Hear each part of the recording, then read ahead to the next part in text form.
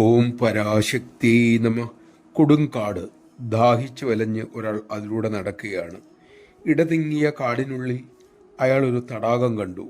ഓടിച്ചെന്ന് ജലം കൈക്കുമ്പിളിലാക്കി കുടിക്കാൻ തുടങ്ങി. അതോടെ ഓജസ്സും ഉന്മേഷവും ഇരട്ടിയായി. താൻ കുടിച്ചത് അമൃതായിരുന്നു എന്ന് അയാൾ അനുഭവത്തിലൂടെ തിരിച്ചറിഞ്ഞു. അത് അമൃതം നിറഞ്ഞ ഒരു തടാകമായിരുന്നു. ഇക്കഥ പറഞ്ഞിട്ട് അമ്മ അരുളി, മക്കളെ, അയാൾ ദാഹിച്ചു വലഞ്ഞ് വെള്ളം തേടി നടക്കുമ്പോഴും അമൃതം നിറഞ്ഞ ആ തടാകം അവിടെ തന്നെ ഉണ്ടായിരുന്നു. തടാകം എപ്പോഴും അവിടെ ഉണ്ടായിരുന്നു.